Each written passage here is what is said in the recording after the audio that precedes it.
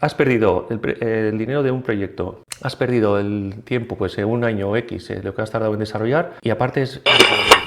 El arquitecto nos dijo 300.000 y el constructor ahora nos está diciendo 300.000. Bueno, ya llega un punto en el que ya tienes que decir las cosas como son, porque bueno, ya estamos un poco cansados de lo que está pasando en el mercado de arquitectura y de la construcción. Y bueno, en este vídeo explicaremos un poco pues, qué está pasando, cómo están gestionando algunos el tema de precios y todo eso. Y nada, a ver si os interesa el vídeo. Bueno, lo primero también, bueno, tenéis más vídeos en euskera, pero este lo haremos en castellano un poco para que llegue a más gente y tal.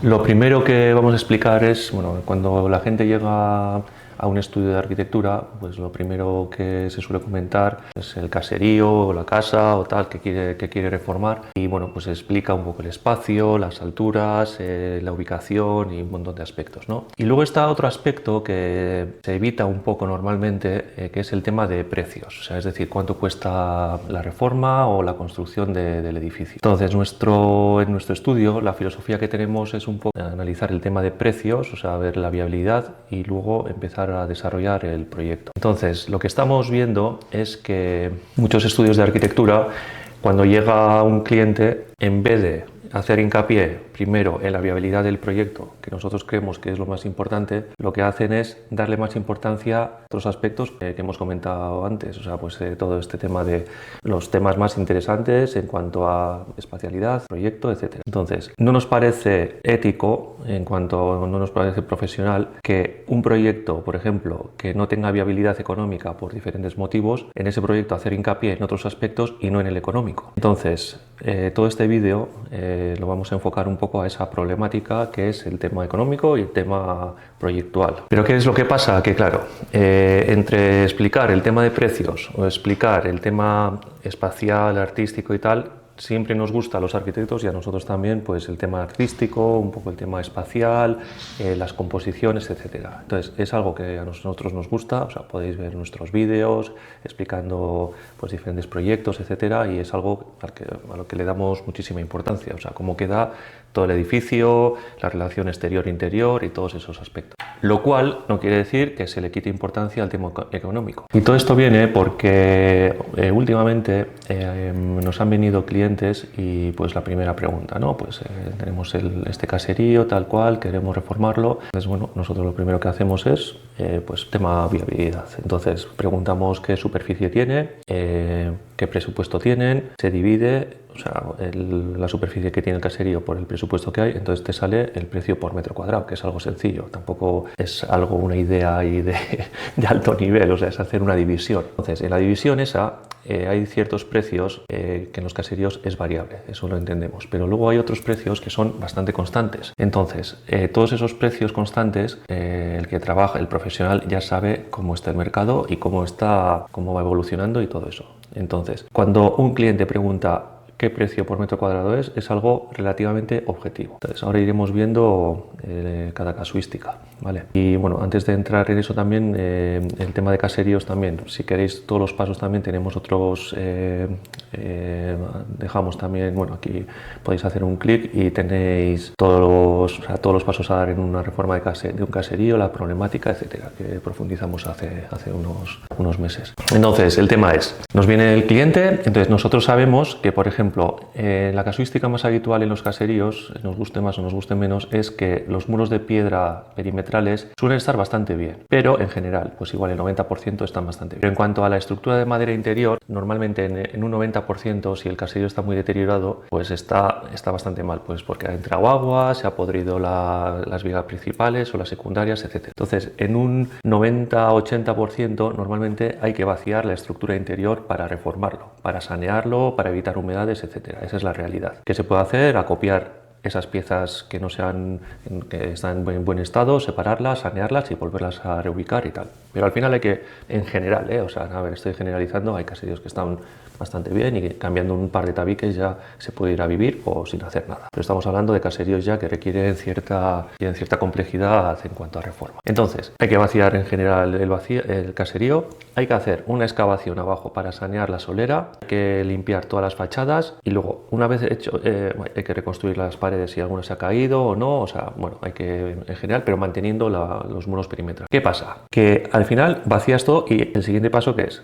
Excavar, sanear toda la solera, hacer la solera, luego hacer el forjado, hacer toda la estructura del forjado, hacer la cubierta, toda la cubrición de la cubierta, luego hay que hacer saneado de fachadas, poner las carpinterías, bueno, todos estos pasos, ¿no? Y con eso conseguimos que sea la estructura, pues que sea la caja, digamos, nosotros le llamamos la caja del caserío ya está configurada. El siguiente paso, ¿cuál es? Configurar dentro de ese volumen la vivienda. Entonces, hay que sumar el tema de tabiques, electricidad, fontanería, suelo radiante, tema calefacción, tema ventilación, un montón de cosas. Nosotros hemos ido, cada vez que terminamos un proyecto de arquitectura de un caserío, por ejemplo, lo que solemos hacer es, como hemos dicho antes, coges la superficie total del caserío, cuánto ha costado, lo divides y te sale una cifra por metro cuadrado, cuánto cuesta.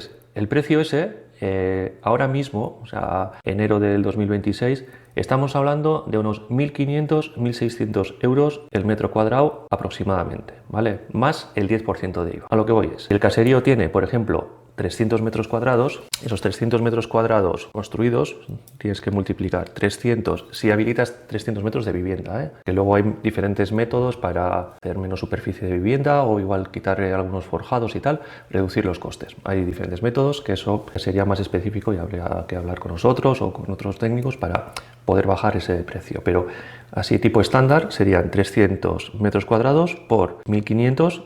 Estamos hablando de 450.000 euros más el IVA, que el IVA es el 10%, entonces nos quedamos en 500.000 euros. 500.000 euros los que tenemos que sumar. Tasas municipales, tema técnicos, tema otro tipo de burocracia que hay que entregar y tal. Estamos hablando de igual toda esa suma de tasas municipales, técnicos, etcétera, igual unos 50.000 euros con IVA y todo, pues puede andar por ahí aproximadamente. Entonces estamos hablando de 500.000 más 50.000, 550.000 para 300 metros cuadrados. ¿Qué nos está pasando? Nos llama algún cliente o un posible cliente, entonces en la primera llamada, por lo que os he comentado al principio, nosotros en vez de empezar a hablar de espacialmente el caserío, esto y tal y cual, la historia del caserío, que es importante para nosotros, que eso ya lo hacemos a posteriori, la primera cosa que analizamos es la viabilidad económica, que es lo importante al principio. ¿Qué pasa? El primer cliente que llama todo ilusionado y todo, o sea, que es normal y que es importante tener esa ilusión, al final estamos hablando de que en la primera llamada ya, si le dices que tenemos, o sea, que el coste son 550.000 euros para 300 metros cuadrados de caserío,